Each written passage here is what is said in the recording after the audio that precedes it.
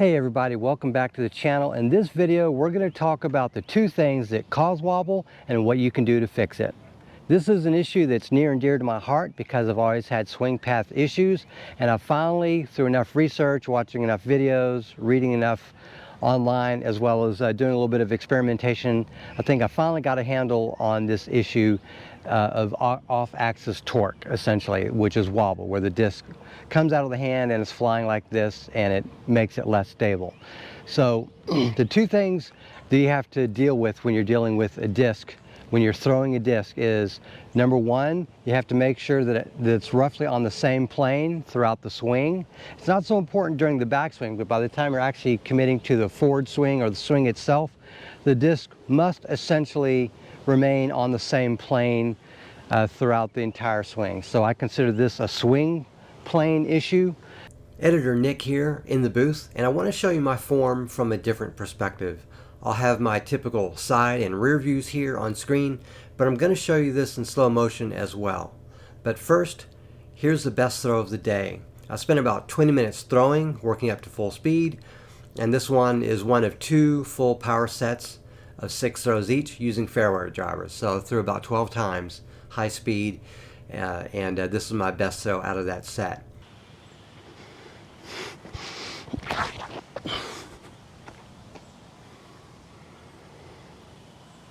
That was really good. Okay, starting to get it.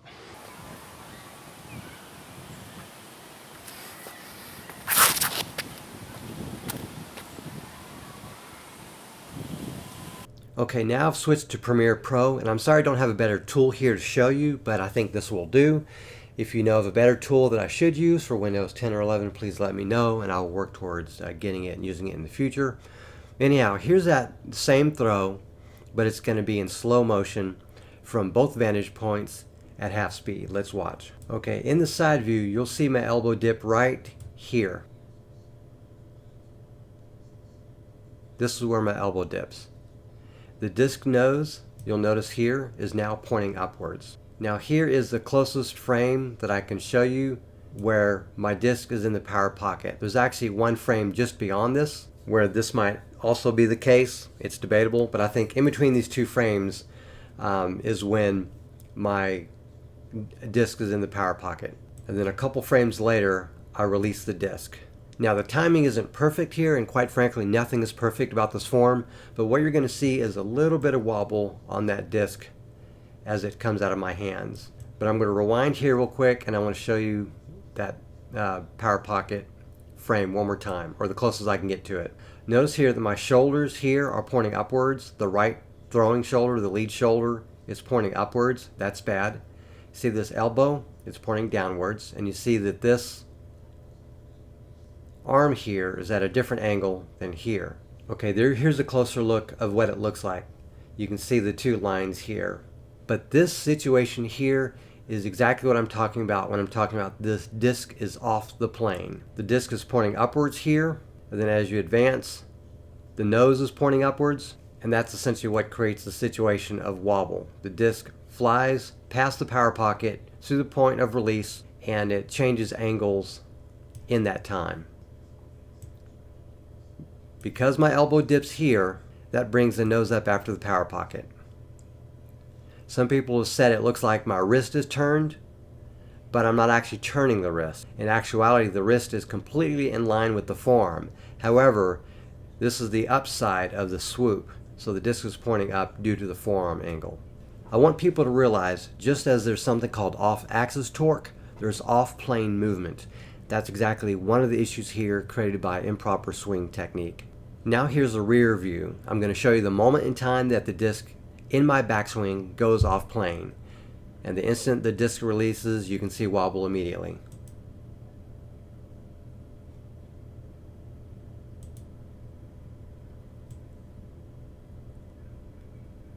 The disc is now off plane. I'm throwing it. You see the disc change. Now it's pointing upwards just prior to release. And then when I release, look at the disc angle. It's at a hyzer. Look at the next angle. You see it start to wobble here. I want you to know this is actually an improvement. because what I'm attempting to do here is the fix for this issue in my specific case. But that is the wobble that you see going away thanks to high spin and the disc traveling far enough to where the wobble is reduced greatly due to gyroscopic stability. Now in this case, the wobble is slightly reduced due to the change in my form, as well as the higher speed throw, which creates more spin, which creates that gyroscopic stability in the disc, and the off-axis torque normalizes moments after the disc leaves the hand. So again, you start from here, there's wobble, spins more, and it flattens out a little bit, and it's basically not wobbling a lot at all at this point. It's not wobbling at all. So how do we fix this problem? Well, I'm going to tell you what I've learned, and I hope you have more success in solving it than I'm having currently. The first issue is raising and lowering the disc during the swing. Now this can be tackled by lowering the shoulder and bringing the elbow up, but it's almost impossible to do those two things individually and produce a valid throw. I think for me this issue will be to focus on keeping the shoulder out and not up. So you see here where my shoulder is up? What I want to do is drop the shoulder and drop the hand essentially, but that's going to take a specific change that's not easy to spot, and we'll get into that shortly. The second issue is the wrist angle during the throw. Now in my case, the wrist here, it's slightly extended during the backswing here, right? But it's actually reduced a little bit because I'm making an effort here in this throw to cock the wrist to where it's curled in a little bit. I'm doing almost a wrist curl to keep the wrist relatively flat, and that's going to help me produce enough speed. There's a kind of a law of diminishing returns in terms of how much you can cock or curl your wrist and produce more swing. And you can actually complicate the swing by curling the wrist too much. So that's why all the pros, Scott Stokely, Josh, and from Overthrow, and all these others recommend keeping that wrist essentially flat. They're actually not concerned if it's extended at this point in the throw, at the peak of the backswing. They're not concerned about it being out there. What they're concerned about is when you bring the wrist in and you're getting close to the power pocket, that wrist needs to be curled inward at this point. Now Coach Coach Trent from Slingshot Disc Golf, he is an advocate through his double move of more radically curling the wrist at this point. And I think there's less of an issue there than if you try to do it here. I think if you try to curl the wrist too much here, it causes problems during the swing. I think it's actually more beneficial to extend the wrist or keep it flat.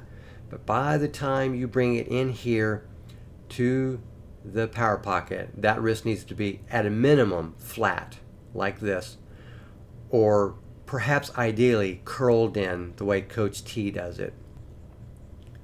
And it must remain curled through here, or flat or curled but not extended, up to here. At this point, your arm will extend out, and your wrist, it really doesn't matter at this point what it does. But you, quote unquote, turning the wrist or doing anything else like that doesn't really matter at this point because the disc has already left your hand. Okay, and as I mentioned earlier, in this rear view, you can see this is flat. That's the ideal that I'm working for. When I was working on my swing on this day here, I'd already determined the two things I wanted to try to do to fix this issue for myself. One was making sure that wrist was cocked or curled at this point onward. In other words, I wasn't trying to bring it in purposefully. I'm just trying to make sure it doesn't extend. Leaving it curled in, and you can see it's practically curled in at this point, but it's at a minimum flat to slightly cocked. That's what I want. And it remains that way through the throw, through the power pocket, up to the moment of release. It's still flat, and then now it's out of my hand. And at that point, it doesn't matter what my wrist is doing. Now, what I've seen on this topic from others, from Scott Stokely, Josh from Overthrow, Coach T from Slingshot, they all recommend cocking the wrist to produce enough spin, and that in and of itself fights wobble. But that is not the only answer. The problem is that specific fix does not address clean release issues. That's what I'm bringing up in this video because I am experiencing the clean release issues. If I could cock my wrist more or curl it even more, it'll potentially produce more spin, but it won't fix this issue in my opinion. Because at this point, I've cocked or curled my wrist adequately to the point that Scott Stokely and Josh specifically advocate, which is flat. And to be fair, there's footage out there of Coach T throwing, and he's got the excessive, what I would consider to be excessive curl at the moment in the power pocket, and he's still producing some wobble as the disc releases out of his hand. And I believe that's due to this issue. I don't have time to show that here, but I can produce that in a subsequent video if anyone wants to see that. But wait, there's more. I don't want to give you the impression that just because the disc is off plane at just any point in the swing, that means it'll cause this issue. Because a lot of pros specifically have the disc off plane to correct issues with wobble and elbow positioning and other things. And I don't think the fix is so much to be off plane as it is proper orientation of the arm throughout the swing. Going back to this side view, I just want to say the problem is ablated by having the disc on the correct plane by the time it reaches the power pocket here. If you fix it just here, and let's say it's smooth from the rest of the way, that's great, but you still created some angular momentum on the disc. Let's say it's really bad, really bad, really bad, and the moment it's in the power pocket, suddenly that disc angle is fixed. Well, what you've still done is you've produced that off plane, technically it's off axis torque onto the disc by the time it's here. Even if it's on plane the rest of the way, the disc still has to adjust to that off-axis torque in the disc itself that's there from the power pocket through the moment of release. Now this issue gets worse with more flexible discs, such as Innova's G-Star plastic. But the further back you get in the swing to correcting this problem of off-plane disc, towards the very back of the swing, that would be ideal. The more you straighten out that disc to this point, all the way through, the better. Okay, now I'm going to show you more here in the studio. So I'm going to use this disc and my arm as an example. Here's what your arm looks like when you have the forearm, which is this part here, at a 90-degree angle from the upper arm. It's essentially this here. This is why it's in the power pocket, if you can see that. Sorry, it's the best I can do under limited circumstances. Many of you remember there's out, in, out. Well, what happens when you reach out? I want you to focus at my elbow and bring the disc up here, but folks, watch what happens to my elbow when I reach out. I'm going to reach out. The elbow turns down.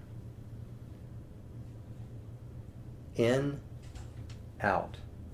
In, out. This is the elbow drop. This is one of the reasons you don't want to think about reaching out, because by default, many of us will drop this elbow. Now a lot of times when you're bringing the swing back in, the elbow will come back up, and that's great if you can do that. But for someone like me, this has been a problem, and I end up bringing the elbow down during my throw. Now I'm holding my disc back the way it should be when it's in the power pocket. Now look what happens when I try to keep the shoulder out, not up, but out, and the elbow out. The disc is in plane and the elbow doesn't drop. Now one thing that I've noticed, some of the pros, particularly Calvin Heimberg and Emerson Keith, they leave this elbow curled throughout the swing, and what that does for them is it minimizes elbow drop in their form. In fact, if you pay attention to their elbow, it practically does not drop. It drops a tiny bit for Calvin that I noticed, and I think that produces some wobble when he throws. In fact, I've got some screenshots here I'll show from the Rota disc golf site of wobble that he's producing when he's throwing between the power pocket and release. The thing you have to remember is this is not a pull, it is a throw. Do not reach. You want to swing. So what is the difference between reaching out and extending? Well, your shoulder rotates. This is shoulder rotation. This is what brings your elbow down. So what you want to do is prevent the elbow from going down. Alright, well that's going to do it for this video. Please give me constructive feedback if you believe or know that I've missed something. I'm here to learn and I want to get better at throwing. I hope you like the video. Please subscribe if you haven't already, as I have more interesting disc golf content on the way. Thank you very much for watching and have a great day.